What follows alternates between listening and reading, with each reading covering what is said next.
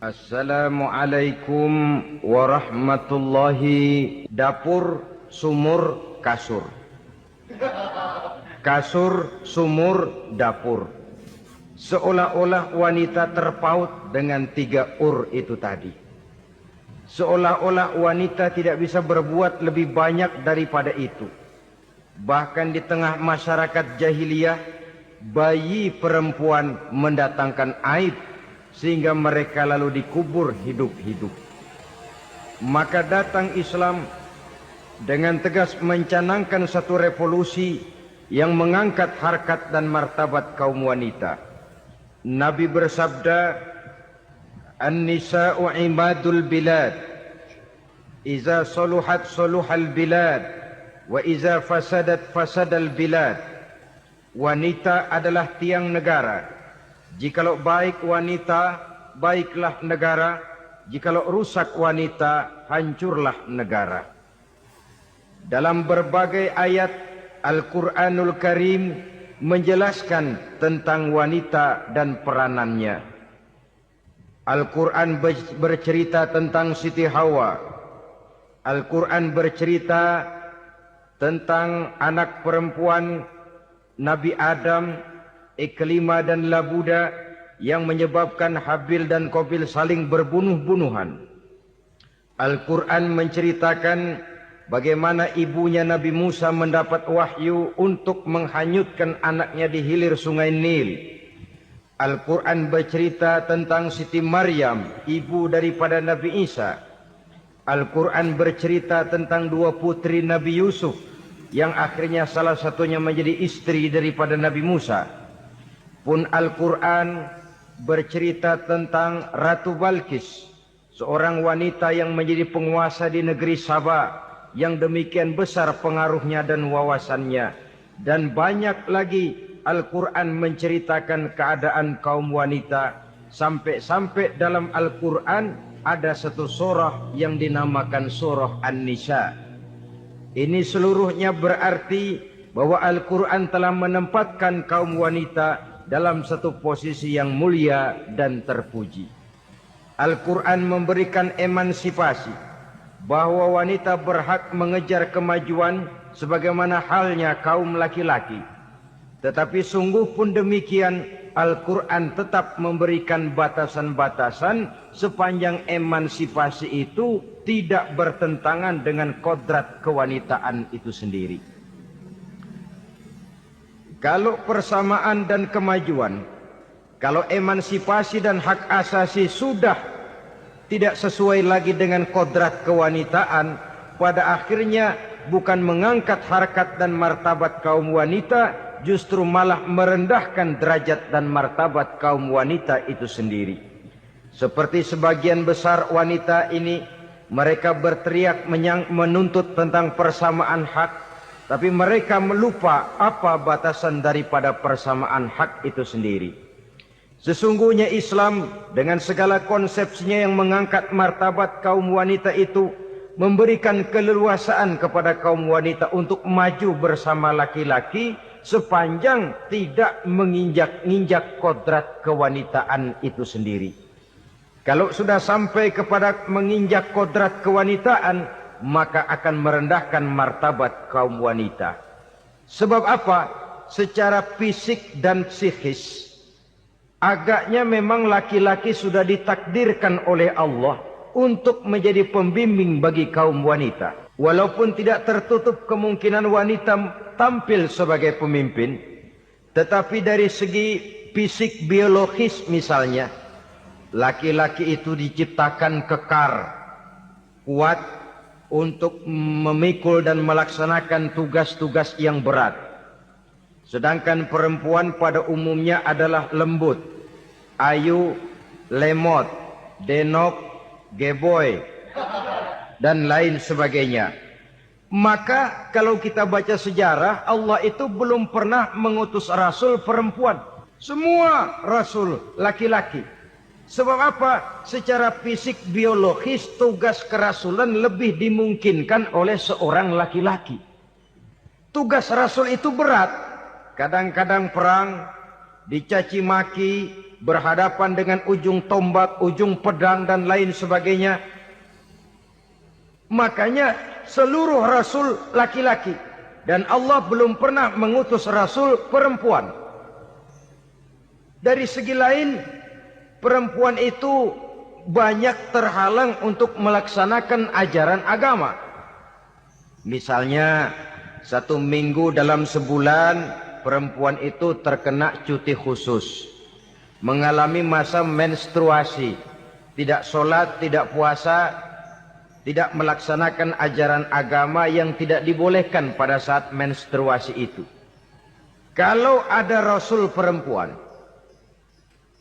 lalu saat malaikat akan menyampaikan wahyu, kebetulan rasulnya sedang wah, itu bisa balik-balik lagi malaikat Jibril ke langit itu. Mau turun nyampein wahyu, balik lagi ke atas, ditegur, kenapa balik lagi Jibril? Rasulnya lagi head.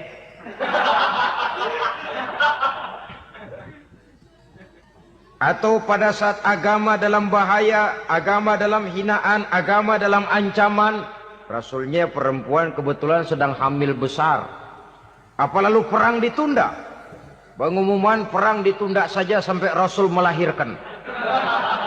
Tentu lebih tidak mungkin lagi. Secara fisik, biologis, laki-laki lebih memungkinkan untuk melaksanakan tugas kerasulan ini. Maka seluruh rasul yang diutus Allah adalah laki-laki. Saudara hadirin yang saya muliakan, sungguh pun demikian, Islam itu mengangkat martabat wanita sedemikian tinggi sebagai tiang negara yang menentukan jatuh dan bangunnya negara, yang ikut mewarnai bahkan menjadi warnanya suatu negara. Walaupun peranannya memang tidak begitu kelihatan, tapi sesungguhnya amat sangat menentukan. Oleh karenanya, secara umum, emansipasi yang digariskan oleh Islam, emansipasi yang tidak bertentangan dengan kodrat kewanitaan di berbagai aspek kehidupan. Kalau sekarang emansipasi ini kelihatannya sudah salah pasang, salah kaprah.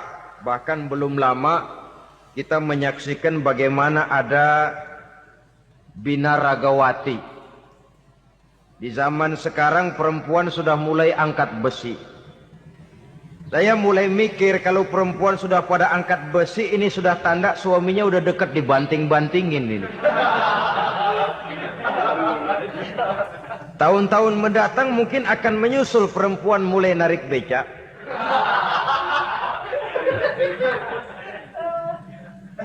Nampaknya kan sudah tidak lagi mengindahkan kodratnya sebagai wanita. Ada olahraga yang hanya pantas dikerjakan oleh laki-laki. Oleh karena itu pada kesempatan ini kita akan mencoba melihat peranan wanita dari berbagai dimensinya. Yang pertama, peranan wanita sebagai istri. Adalah Rasul memilih istri pertamanya Sayyidatuna Khadijah radhiyallahu anha. Kalau pilihan utama beliau pertama kali nikah dengan Siti Khadijah, jelas itu pilihannya bukan karena kecantikan. Kenapa? Beliau nikahi Siti Khadijah dalam usia 40 tahun Khadijah dan 25 tahun Rasul. Statusnya janda pula. Kalau beliau seorang pemburu kembang, pemburu bunga, kenapa mesti nikah dengan janda berumur 40 tahun? Sedangkan beliau waktu itu masih berumur 25 tahun. Apa sasaran utamanya? Bisa kita lihat nanti. Setelah beliau diangkat menjadi Rasul, ternyata Khadijah lebih daripada seorang istri.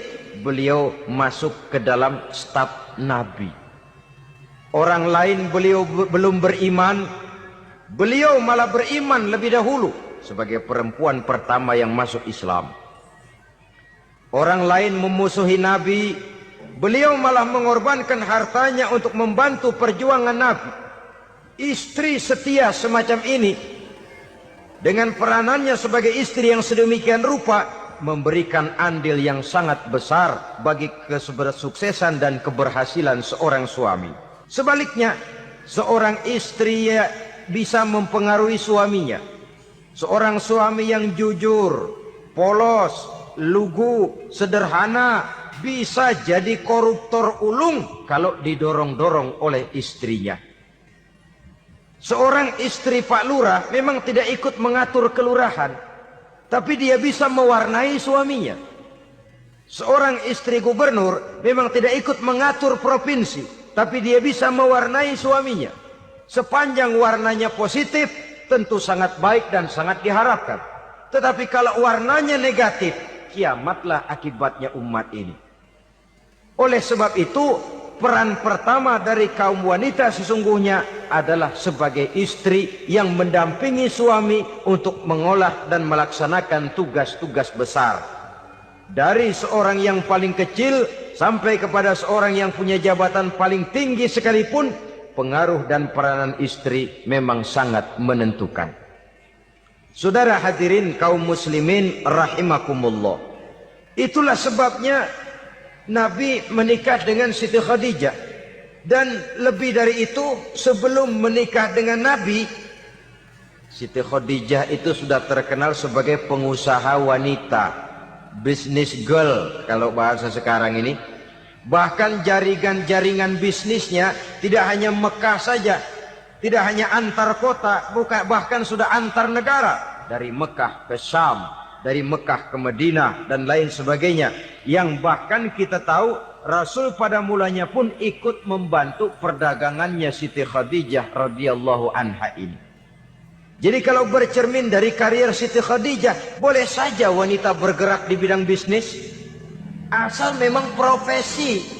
Bukan karena dengan senjata dan modal kecantikan lalu membujuk dan meraih orang sampai telap sehingga bisnisnya berjalan lancar dengan jalan menjual kecantikannya. Tidak. Bergerak di bidang bisnis yang memang profesinya di situ. Tidak ada salahnya. Bisa saja perempuan menjadi business girl seperti yang dicontohkan oleh Siti Khadijah radhiyallahu anha ini. Sebab itu kontes-kontesan yang hanya bertitik kepada rupa yang ayu saja, rupa yang cantik saja, sesungguhnya bukan hanya tidak bermanfaat, tapi saya pikir juga sangat tidak mendidik. Yang mengajar anak-anak remaja putri kita untuk berlomba-lomba hidup dalam kepalsuan. Alis mata palsu, hidung pesek dimancungin palsu, operasi plastik. Alis matanya dikerik, bikin yang palsu. Tai lalat lagi bikin yang palsu. Gincu bibir dimerahin, palsu. Seluruhnya hidup dalam kepalsuan. Akan lebih baik kalau kita ini misalnya mengadakan kontes yang menitik beratkan kepada ketinggian IQ, kecerdasan, kemampuan, skill, keahlian dan kemampuan. Tidak hanya dititik beratkan kepada rupa yang ayu dan cantik semata-mata. Sebab di samping manfaatnya diragukan, juga sangat tidak mendidik buat generasi yang akan datang. Terutama ibu-ibu, peran utama wanita sesungguhnya adalah sebagai istri mendampingi suami dalam melaksanakan tugas-tugas besar. Satu hari, serombongan ibu-ibu pernah datang menghadap Rasul mengajukan satu resolusi. Protes kalau bahasa kita sekarang. Ya Rasul, ada apa bu? Kalau laki-laki sih enak. Enak bagaimana? Iya, kalau orang laki-laki sholat, perempuan sholat. Laki-laki puasa, perempuan puasa. Laki-laki pergi haji, perempuan pergi haji. Laki-laki menuntut ilmu, perempuan bisa menuntut ilmu. Tapi kalau laki-laki pergi jihad, perang membela agama, kami perempuan tidak bisa ikut jihad perang di medan pertempuran. Padahal pahala jihad sangat besar dan kami ingin mendapat pahala jihad. Tidak adil kalau begini ya Rasul. Izinkan kami pergi jihad. Ini perempuan di zaman Rasul. Kalau ada kebaikan tidak bisa ikut, rasanya rugi bukan main, lalu protes. Apa jawab Rasul? Beliau senyum. Ibu-ibu jangan khawatir. Walaupun ibu-ibu tidak maju ke medan perang, ada ibadah yang pahalanya sama dengan pahala jihad itu. Apa ya Rasul? Beliau menjawab, jihadukunna fi baitikunna. Jihadnya ibu-ibu jihadnya kaum wanita adalah di rumah tangganya sebagai istri. Memasak makanan suaminya, mencuci pakaian istrinya, mengasuh, merawat dan membesarkan anak-anaknya, itu seluruhnya bagian daripada ibadah yang pahalanya tidak kurang dengan pahala jihad. Kenapa Al-Quran itu memberikan sesuatu sesuai dengan kedudukannya? Kalau perempuan pergi perang jihad membela agama, musuhnya laki semua, kayak apa perangnya? Itu musuhnya bisa nggak mau pakai pedang, perangnya udah gulat aja udah. Sehingga Rasul lalu memberikan satu jalan keluar yang membuat wanita-wanita itu lega. Jihadukunna fi baitikunna. Ibu-ibu sih tidak usah khawatir. Jihad ibu adalah di rumah tangga ibu-ibu semua. Sejak bangun tidur sampai tidur kembali, nyaris kaum ibu itu 24 jam pekerjaannya. Sebagai istri, dia melaksanakan jihad di rumah tangganya.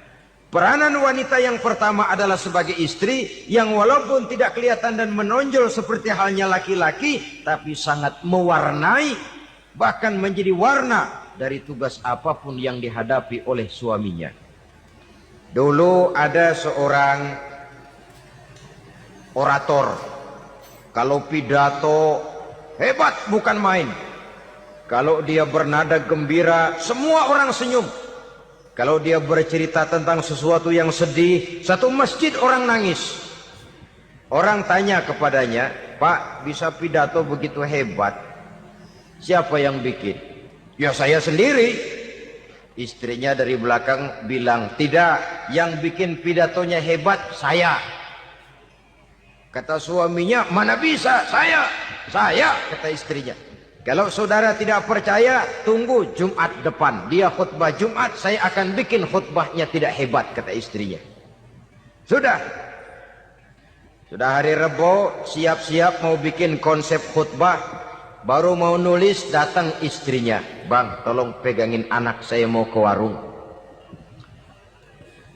Mau bikin konsep lagi, kata istrinya, "Bang, tolong ini, tolong itu, tolong ini." Sampai mau berangkat khutbah Jumat, khutbah belum selesai dibikin. Begitu naik mimbar, kehabisan bahan. Sudah 10 menit masih ama ba'du, ama ba'du, ama ba'du. Ini yang dengar heran, ini orang kok bicaranya bisa cuma amat sama badu, amat sama badu saja. Di situ kelihatan saudara-saudara betapa peran serta istri yang walaupun tidak kelihatan oleh pandangan mata yang zahir, tapi teramat sangat menentukan. Sekali lagi, tidak ada seorang suami bisa sukses jadi apapun dia tanpa peran serta istrinya di rumah. Tidak ada kemajuan yang bisa diperoleh kalau tidak karena peran serta istrinya di rumah. Tidak ada kesuksesan yang bisa diraih tanpa keikutsertaan daripada istrinya di rumah. Walaupun suaminya yang dikenal orang, suaminya yang dipuji orang, suaminya yang disanjung orang, bagian besar tetaplah saham dan andil daripada istrinya yang di rumah itu. Ini makna an-nisa imadul bilad. Wanita adalah tiang negara. Jikalau baik wanita, baik negara. Jikalau rusak wanita, hancur negara. Karena wanita, negeri Sabah menjadi terkenal tentram, aman, wawasan politiknya luas. Seorang semacam Cleopatra bisa menaklukkan Julius Caesar. Dan begitu selanjutnya. Banyak cerita-cerita betapa wanita yang berperan di belakang layar ini bahkan bisa menggoyangkan negara. Bahkan yang paling dekat saja contoh dengan kita, Senator Gary Hart. Saudara masih dengar tentu itu. Betapa harus terpaksa mengundurkan diri dari pencalonan presiden Amerika karena kasusnya dengan Donna Rice itu, dengan hostess itu. Betapa di sini seorang perempuan atau seorang wanita sanggup membongkar seseorang yang punya masa depan ceria untuk menuju kursi kepresidenan dari suatu negara adidaya seperti Amerika. bisa gagal berantakan karena skandalnya itu. Apa penyebabnya? Wanita. Tapi wanita juga bisa menyebabkan menjadi cambuk majunya laki-laki. Wanita juga bisa menghancurkan dan mengubur laki-laki. Saudara hadirin yang saya muliakan, ia memang kelihatannya makhluk yang lemah, tapi di balik kelemahannya itu sesungguhnya dia bisa menelan laki-laki yang bagaimanapun besarnya. Saudara-saudara kaum muslimin rahimakumullah, terutama ibu-ibu yang saya hormati, jadi peranan yang pertama wanita sebagai seorang istri. Yang kedua, wanita sebagai ibu. Ini juga sangat besar pengaruhnya dalam membentuk generasi masa yang akan datang. Bapak, oleh karena kesibukan tugasnya, tentu lebih banyak di luar rumah. Yang nyaris 24 jam di rumah itu ibu. Bagaimana dia merawat anaknya, bagaimana dia menaruh perhatian terhadap anaknya, bagaimana ia melimpahkan kasih sayang kepada anak-anaknya, akan membentuk kepribadian anak dan artinya membentuk generasi yang akan datang. Kalau seorang ibu sudah cuek-cuek saja kepada anaknya, padahal Quran mengatakan al-jannatu tahta aqdamil ummahat, surga di bawah telapak kaki ibu. Hadis ini bisa kita artikan macam-macam. Pertama, anak tidak akan mendapat kebahagiaan tanpa ridho daripada ibunya. Kedua, ibu adalah wanita agung yang harus ditaati. Ketiga, neraka atau surga anak bergantung kepada ibu, bagaimana dia mewarnai anak. Kalau ibunya cuek-cuek saja sama anaknya, dan sering jadi contoh klasik, kalau anak ayamnya beduk maghrib belum pulang, satu RT dicariin, hansip diundang, kalau perlu dan ramil dilaporin. Tapi kalau anak gadisnya jam 12 tengah malam belum pulang, ibu tenang-tenang saja Pak, tidak tergerak dan tidak tertarik hatinya. Ya tentu tidak semua. Kalau sudah begitu, bukankah hakikatnya ibu sudah menciptakan neraka buat anaknya sendiri? Khalil Gibran dalam satu tamsil yang indah pernah mengatakan, kalau kita diberikan sebutir mutiara, sebutir intan, dan intan itu sebutirnya sebesar telur ayam, benda yang sangat langka dan berharga, tentu kita sayang intan atau mutiara itu. Kita jaga baik-baik. Kita simpan dalam kotak. Kotaknya kita kunci. Kotak itu kita simpan di dalam lemari. Lemarinya kita kunci lagi. Lemarinya ada di dalam kamar. Kamarnya pakai pintu. Pintunya kita kunci lagi. Kamar itu ada dalam rumah. Rumahnya pakai pintu. Dikunci lagi. Kemudian rumahnya pakai pintu gerbang besar. Gerbangnya juga digembok lagi. Untuk menjaga intan itu jangan sampai hilang, begitu usaha kita berlapis-lapis. Dan intan itu sudah diberikan kepada kita, kata Khalil Gibran.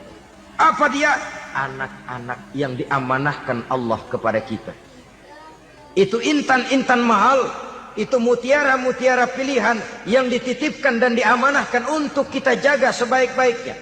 Haruskah dia sia-sia di tangan kita? Haruskah dia merana jatuh di tangan ibu yang tidak punya tanggung jawab?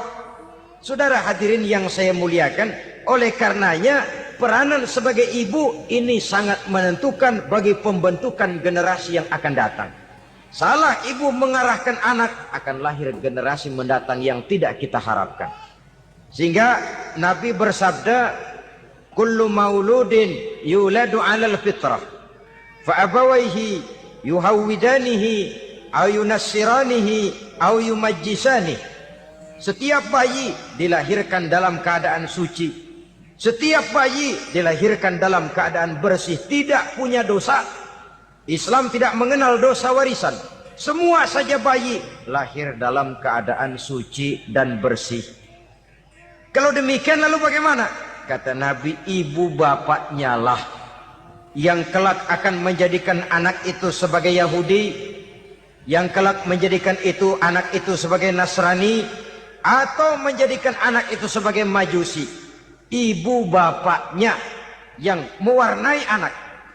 Ibaratnya anak itu kertas putih, mau ditulis tinta hijau warnanya hijau, mau ditulis tinta merah warnanya merah, mau ditulis tinta hitam pun warnanya hitam. Oleh karena itu pembentukan anak yang soleh secara mental sesungguhnya sudah diwarnai oleh kebiasaan ibu bapak dalam pergaulan di rumah tangganya secara mental. Sehingga dengan demikian saudara-saudara, salah kaprah ibu dalam mengarahkan anak-anaknya akan melahirkan generasi penerus yang sungguh-sungguh tidak kita harapkan, dan pada gilirannya akan membahayakan perkembangan bangsa dan negara, membahayakan kita sebagai suatu umat. Apalagi sekarang ini masih banyak orang-orang muslim, orang-orang tua muslim yang kadang-kadang menyekolahkan anaknya di sekolah yang membahayakan akidahnya, mematikan imannya, menghancurkan tauhidnya. Pokoknya asal bonafid keluar sekolah ada jaminan lapangan kerja, perkara anak mau kafir mau murtad bukan urusan. Alangkah ironi dan sangat menyedihkan. Saudara-saudara yang saya hormati, jadi dari segi kaum wanita peranan ibu sangat besar. Dari segi anak, ketaatan kepada ibu, doa restu ibu akan membawa kepada kebahagiaan hidup. Doa ibu mustajabah, kutukan ibu manjur. Beberapa hikayat dan riwayat menjadi contoh dan tamsil buat kita betapa tidak ada satu kebahagiaan di dunia ini yang bisa ditegakkan tanpa doa restu daripada ibu. Pantas kalau dalam Al-Quran ada ummul kitab, ibunya atau induknya kitab. Tiap negara punya ibu kota, bapak kota tidak ada. Lalu lagi wawasan Nusantara disebut ibu pertiwi, bapak pertiwi kemana tahu. Saudara hadirin yang saya muliakan, lalu dalam peringatan hari-hari besar nasional ada yang namanya Hari Ibu. Hari bapak nggak pernah diperingati. Ada Hari Ibu, dan ibu itu pun ada Ibu Kartini, ada Ibu Dewi Sartika, dan macam-macam lagi yang seluruhnya merupakan refleksi dan gambaran betapa peranan kaum wanita di dalam kehidupan ini yang memang banyak mewarnai dan menjadi warna dari suatu kegiatan. Saudara-saudara kaum muslimin rahimakumullah, apabila yang pertama tadi kita melihat peranan kaum wanita sebagai istri, betapa ia berpengaruh besar dalam ikut menunjang keberhasilan dan kesuksesan suaminya. Kemudian pada peranannya yang kedua, wanita sebagai ibu di rumah tangga, betapa ia ikut membentuk, mempengaruhi, mewarnai dan membimbing kepribadian anak sebagai generasi penerus. Maka pada peranan yang ketiga ini kita akan melihat wanita sebagai social agent, sebagai penggerak kegiatan sosial di berbagai bidang kehidupan. Apakah itu bernama majelis taklim, apakah itu bernama perkumpulan dan yayasan-yayasan kemanusiaan, organisasi-organisasi yang bergerak di bidang pendidikan, bahkan di zaman sekarang bukan hanya menjadi penggerak sosial, bahkan sudah banyak kaum wanita yang menggerakkan satu bangsa. Dunia mengenal Margaret Thatcher, dunia mengenal Indira Gandhi, dunia mengenal Bandaranaike, dunia mengenal Corazon Aquino, dunia mengenal Golda Meir dulu itu dari Israel. Dunia mengenal Imelda Marcos yang ambisius, tapi yang kemudian melangkah kepada jalan yang negatif dari tujuan semula. Ini bukan hanya sekedar social agent, tapi bahkan sudah mengarah kepada menggerakkan dan mewarnai suatu bangsa. Islam membuka pintu ke arah itu. Wanita duduk dan berfungsi sebagai social agent, mengurus berbagai macam perkumpulan yang bertujuan kepada kebajikan, menyantuni yatim piatu, memelihara kesehatan, menyayangi binatang, memelihara kelestarian lingkungan dan lain sebagainya. Islam membukakan pintu sepanjang peranan sebagai istri dan sebagai ibu tidak diabaikan. Ini sebab yang utama. Salah seorang perempuan, kaum wanita, kalau terlalu aktif berorganisasi, terlalu aktif bermasyarakat, terlalu aktif dalam berbagai macam perkumpulan, lalu melupakan tugas utamanya sebagai istri dari suaminya, sebagai ibu dari anak-anaknya. Ibu asik rapat sana, rapat sini. Anak tidak pernah diajak rapat, akhirnya si anak bikin perkumpulan sendiri, rapat menurut versi mereka. Sehingga akibatnya yang timbul anak merasa kurang diperhatikan oleh ibunya. Ngaji bagus, tapi kalau sepanjang hari ngaji saja, suami pulang mau makan tidak ada makanan, mau berganti pakaian belum lagi diteriska pakaiannya, tentu ini melupakan fungsi yang utama.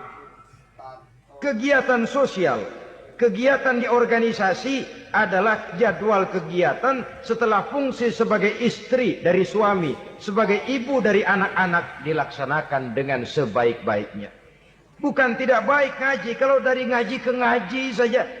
Bangun tidur ngaji, jam 7 ngaji, berangkat jam 11.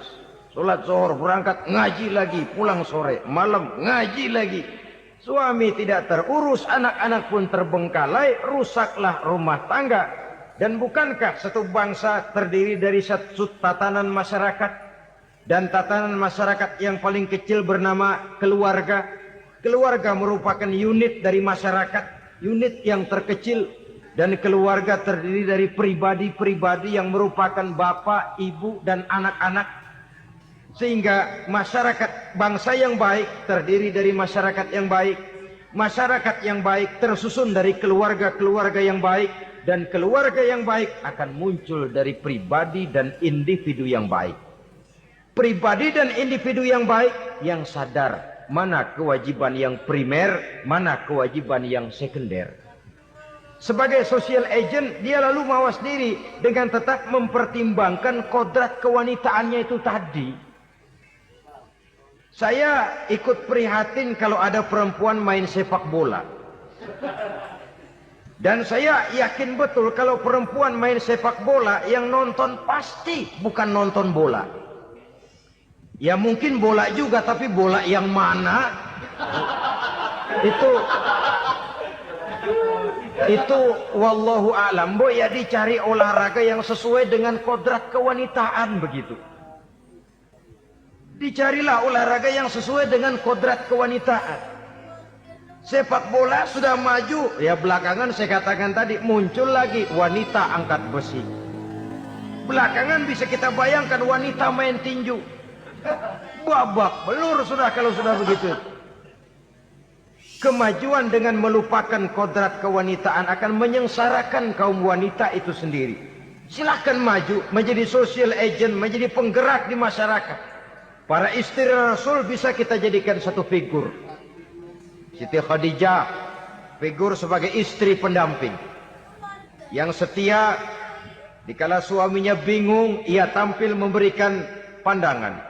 Dikala suaminya bingung, ia memberikan tanggapan. Dikala suaminya dimusuhi orang, ia menampakkan kesetiaannya. Kau tidak sendiri bang, aku di sisimu. Dikala jiwanya gelisah ketika pertama kali menerima wahyu berhadapan dengan malaikat Jibril, Khadijah yang menghibur. Kalla ma yukhzikallahu abada. Tidak apa-apa bang, Allah tidak akan menyusahkan kau untuk selamanya. Tenang sajalah, tenang. Abang orang baik-baik, Allah tidak akan menyengsarakan abang. Peran sebagai istri. Dan Rasul mantap.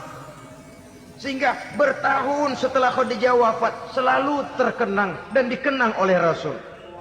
Pernah satu saat beliau itu seperti orang melamun. Aisyah tanya, kok seperti ngelamun bang? Iya kata Rasul, saya seperti mendengar suara terompahnya Khadijah di surga. Padahal Khadijah sudah lama wafat. Aisyah mendengar itu rada sedikit manyun. Kata Aisyah, bang cukup sekali ini saja, jangan sebut-sebut lagi nama itu ya. Cemburu rupanya. Ya soal cemburu sih nggak bini Nabi, nggak bini kita, namanya cemburu. Perempuan mesti ada. Apa jawab Rasul? Ya Humairah, Aisyah, haruskah saya melupakan seseorang yang dikala orang lain memusuhi saya, dia mati-matian membela saya. Dikala orang lain mau membunuh saya, dikorbankan hartanya untuk membantu perjuangan saya. Mestikah saya melupakan orang yang begitu baik? Tidak, Aisyah. Sepanjang nafas masih ada, sepanjang itu saya tidak akan bisa melupakan Khadijah sayang. Peran sebagai istri Khadijah ini. Peran sebagai istri. Suaminya bingung, istrinya memberikan hiburan. Kadang kan tidak, suami bingung, istri bingungan lagi. Ya sudah, mari ramai-ramai kita bingung sudah. Bukan mencari jalan keluar, yang sudah bingung malah ditambahin bingung lagi. Saudara hadirin yang saya hormati, lalu figur Siti Aisyah, muda, cantik, kreatif, cerdas. Kalau bahasa sekarang barangkali wanita karier ini. Ini figur-figur. Jadi punya keistimewaan masing-masing. Sehingga ada pilihan. Ya tentu orang mencari istri itu kan karena ada dasar pilihan. Mungkin rupanya kurang menarik tapi akhlaknya bagus. Mungkin akhlaknya sedang-sedang saja tapi potongannya cakep. Masih ada pilihan. Sudah potongan jelek, akhlak bejat. Emangnya lu milih merem tempo hari ya?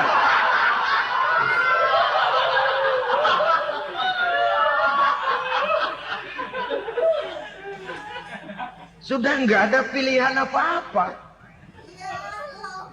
Lalu ada istri yang punya keistimewaan karena sifatnya yang sabar. Ada yang wataknya itu pemurah. Ada yang sifatnya itu belas kasih.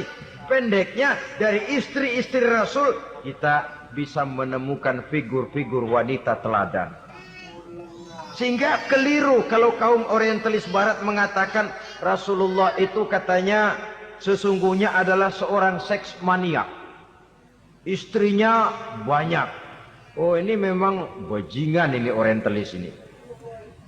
Kalau Rasulullah itu seorang seks maniak, tentu yang dinikahinya itu pertama jelas gadis semua. Yang kedua tentu cantik-cantik semua. Dari istri-istri beliau yang dikawininya dalam keadaan gadis cuma Siti Aisyah. Selebihnya janda. Apa pertimbangannya? Menyantuni yatim-yatimnya. Mengayomi janda-janda yang ditinggal suaminya gugur di medan perang. Untuk memperkuat keimanannya. Itu pilihan utama Rasul. Kita sekarang ini ya ngakunya si ikut sunnah Rasul, cuma sunnahnya urusan kawin melulu. Ada duit sedikit, kawin maning, kawin maning. Ditanya orang kenapa kawin melulu, sih mas sunnah Rasul. Bukan main. Kalau sudah urusan kawin pahlawan betul sunnah Rasul. Padahal kawin lagi dalam Islam itu sungguh pun boleh tapi tidak diperintah. Tidak diperintah, memang cuma boleh. Itu kalau dalam pesawat itu cuma semacam emergency exit lah ya. Yang tidak boleh sembarang waktu bisa dibuka. Kalau memang sanggup berlaku adil, tafadhol. Kalau tidak, satu juga nggak habis. Lagian saya kira perempuan itu kan cuma perbedaan rupa saja, perbedaan selera saja. Seperti singkong dengan sate, bedanya kan cuma di tenggorokan. Kalau sudah masuk ke perut, kenyangnya kan sama.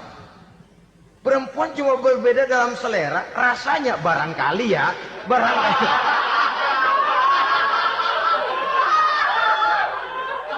Barangkali tidak jauh beda. Saudara hadirinlah, Islam ini mengatur lewat pintu yang dinamakan nikah itu tadi. Sehingga dengan demikian bisa dinikmati secara tenang, tentram. Tidak usah manusia ya, kucing saja. Coba lihat kucing. Kalau ikan dia boleh nyolong kucing itu, boleh curi, makannya nggak tenang kucing. Coba lihat ini. Asal dia nyolong ikan, makannya juga mindik-mindik. Matanya nengok kiri, nengok kanan. Ada sedikit gerusak, kabur. Secara nalurinya kucing tahu kalau ini ikan curian. Makannya nggak tenang dia. Tapi kalau ikan kita kasih, kucing anteng, geledek juga nyamber, manteng aja dia. Nalurinya mengatakan ini ikan dikasih sama yang punya, tenang dia. Saudara hadirin yang saya hormati, orang juga gitu. Kalau hubungan suami istrinya sudah sah, diikat dengan akad nikah, tenang, anteng, nggak gerasak gerusuk, nggak kayak diubur-ubur maling. Anteng aja, dan yang ngintip juga gua cuek aja udah. Biarin aja dia ngintip, capek sendirilah.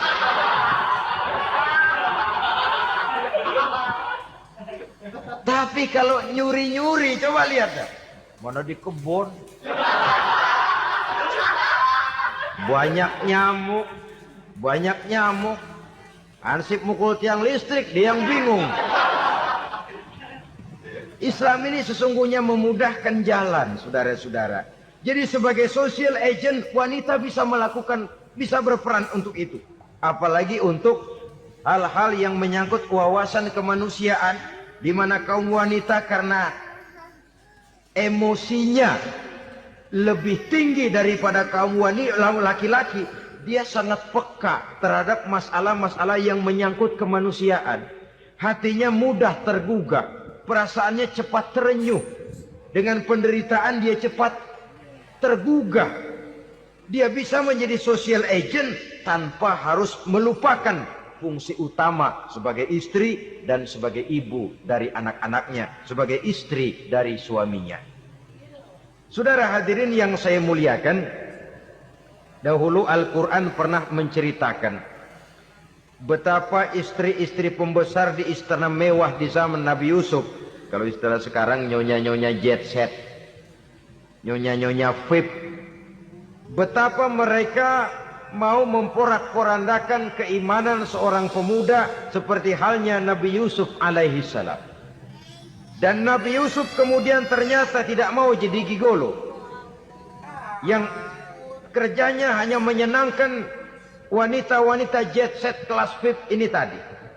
Sesungguhnya ini cuma satu simbol yang kejadiannya bisa saja terjadi pada zaman modern dalam versi dan kondisi yang berbeda. Namun bagaimanapun juga wanita dengan peranannya sebagai social agent, sebagai penggerak masyarakat, sangat besar pengaruhnya dalam ikut mewarnai perkembangan suatu negara. Seorang suami perlu memberikan dorongan kalau istrinya aktif di bidang sosial, asal dengan catatan saja, fungsi sebagai istri, fungsi sebagai ibu jangan sampai terlantar karenanya. Bahkan saya katakan tadi, di zaman sekarang wanita tidak lagi hanya berfungsi sebagai social agent, bahkan sebagai national agent, penggerak dari satu bangsa. Muncul wanita-wanita yang jadi menteri, yang jadi anggota DPR, bahkan yang jadi kepala desa dan lain sebagainya. Secara umum memang ar-rijal qawwamuna 'alan nisa. Laki-laki adalah pembimbing bagi kaum wanita karena kelebihan fisik biologis, kelebihan kemampuan intelektual dan lain sebagainya. Namun wanita pun boleh saja menjadi social agent sepanjang catatan yang saya sampaikan tadi.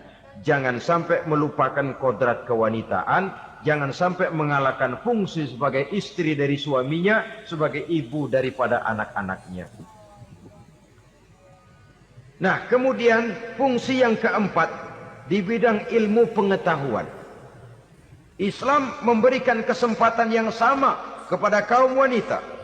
Thalabul ilmi faridatun ala kulli muslimin wa muslimatin. Menuntut ilmu itu wajib hukumnya bagi orang Islam, baik laki-laki maupun perempuan. Sampai dibentuk kalimat pengecua khusus ini. Muslimin wa muslimatin. Bagi muslim laki-laki, bagi muslim perempuan. Dan alhamdulillah, kalau dulu di zaman Raden Ajeng Kartini, nasib perempuan berada di balik pintu yang digembok rapat-rapat, siklusnya berputar cuma sumur, dapur, kasur, kasur, sumur, dapur, dapur, sumur, kasur.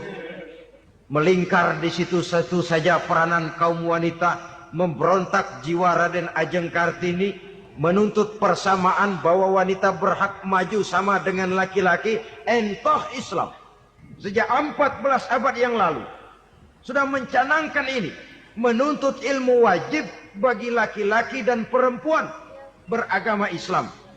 Orang Islam baik dia laki-laki, baik dia perempuan, wajib menuntut ilmu.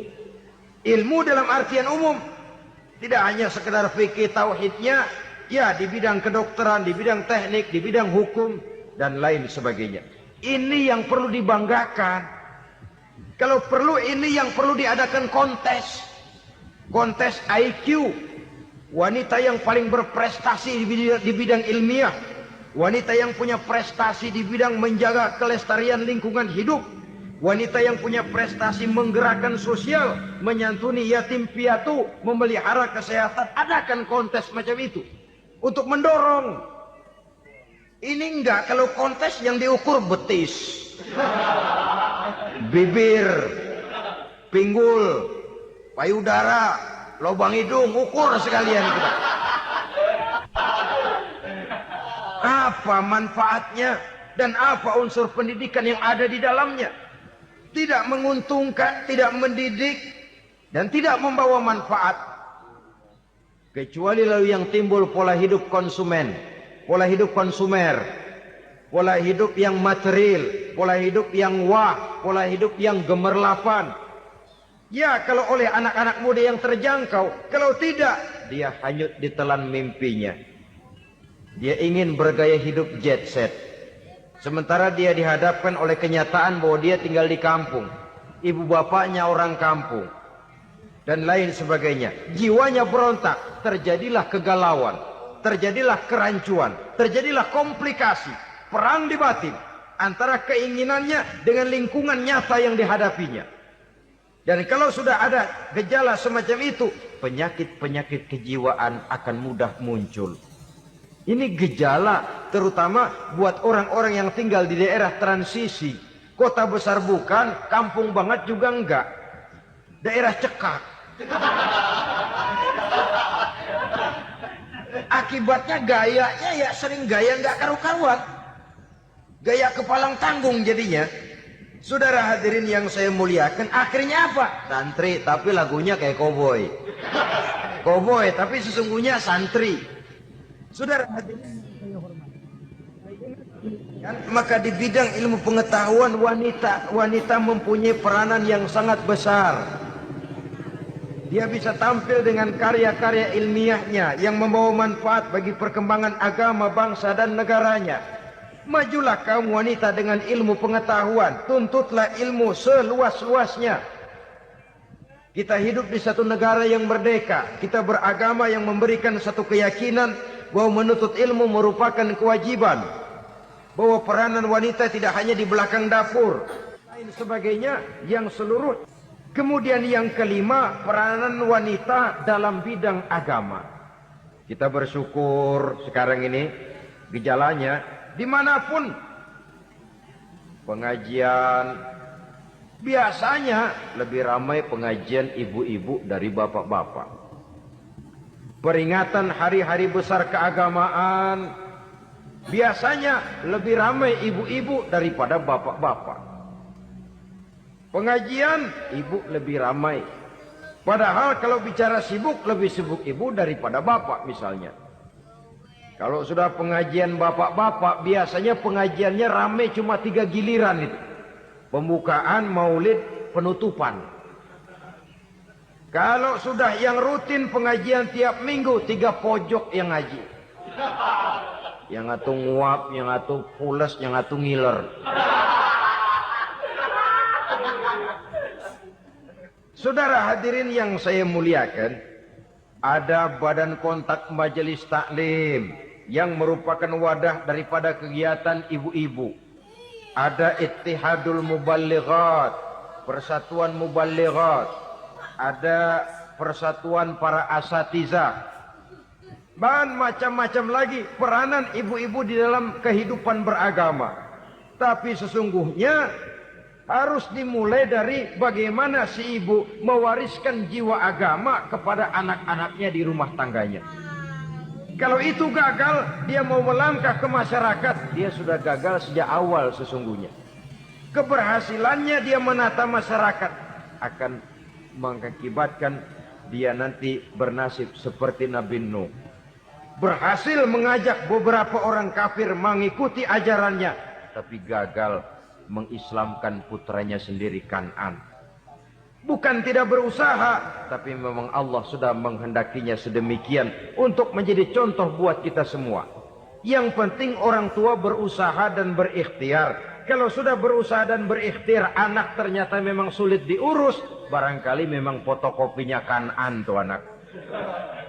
Ya orang tua kalau sudah berusaha, ya tawakallah. Jangan belum berusaha lalu berkata, jangan anak kita, anak Nabi aja ada yang bengal. Ngajar tidak mau, mengajar anak tidak mau, mendidik anak tidak mau, lalu mencontoh Nabi, salah kaprah namanya. Kaum wanita bisa berperan di dalam agama. Ketika Rasul hijrah, itu kan beliau tidak langsung ke Madinah. Dari Mekah itu beliau mengambil jalan arah ke kiri menuju Gua Sur. Ini dalam strategi militer punya makna sendiri. Jenderal yang ulung, ahli strategi militer ini. Di Gua Sur sana beliau tinggal 2 hari 3 malam. Siapa yang membawa makanan ke Gua Sur? Siapa yang menjadi kurir untuk mengintai kegiatan-kegiatan Quraisy setelah Nabi berangkat hijrah? Asma, putri Abu Bakar Siddiq radhiyallahu anhu. Jadi kurir, jadi spion, membawa makanan untuk Rasul dan ayahnya di Gua Sur. Ini peranan wanita. Di tengah bahaya, di tengah keadaan posisi terjepit, Rasul di dalam gua, diamatinya keadaan Quraisy, dilaporkannya kepada Rasul. Jasa seorang wanita bernama Asma, putri dari Abu Bakar Siddiq radhiyallahu anhu. Rabi'atul Adawiyah, seorang sayyidah sufiyah, ahli tasawuf yang terkenal dengan ajaran cintanya kepada Tuhan. Dia bisa menjadi tokoh wanita dalam gerakan sufi oleh karena kegiatannya di bidang agama dalam arti mujahadahnya kepada Allah Subhanahu wa taala. Dia korbankan bagian besar daripada hidupnya untuk mengabdi kepada Allah. Setelah suaminya meninggal, seumur hidup dia tidak pernah nikah lagi. Bukan tidak cantik, cantik. Bukan tidak ada yang mau, banyak yang meminang. Bahkan diantaranya termasuk Sufyan Tsauri, seorang tokoh juga. Pernah mencoba meminang beliau. Kata Sufyan, Rabi'ah, bagaimana? Kamu kan janda? Iya. Lalu, saya kan duda. Jadi bagaimana? Daripada kita masing-masing sendiri-sendiri kan lebih baik kita join.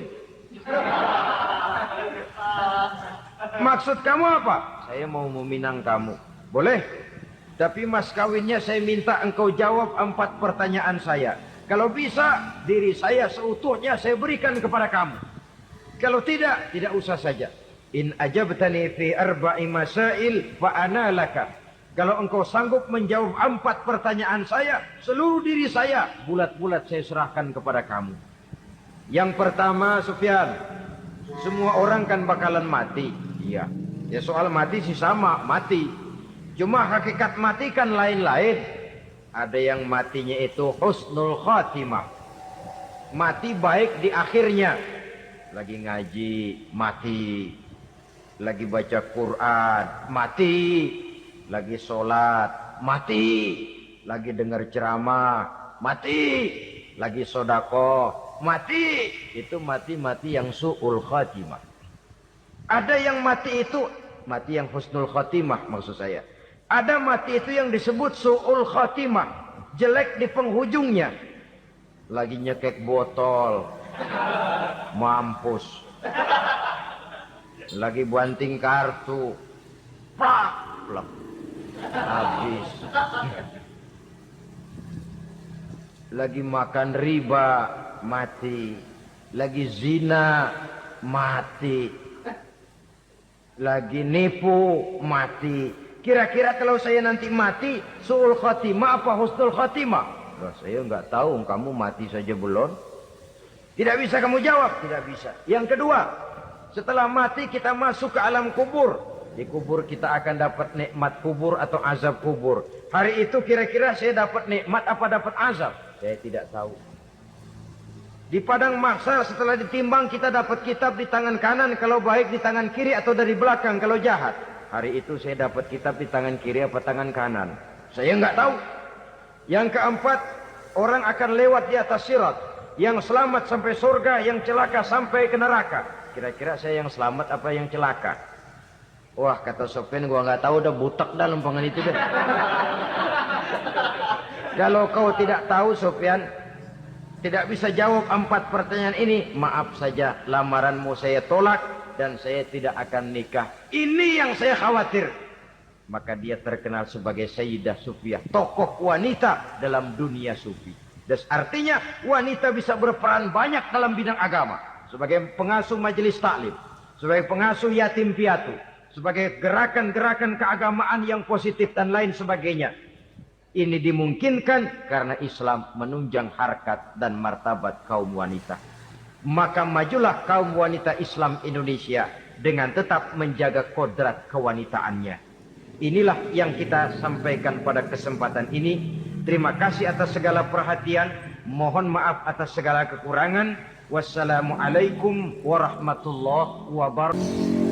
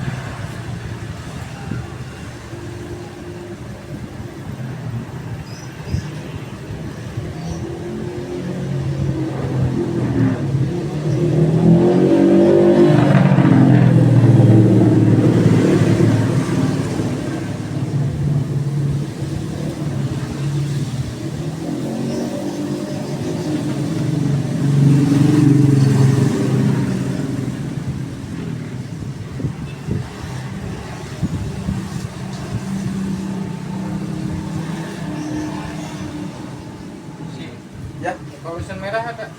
Habis mati ya Evolutionnya.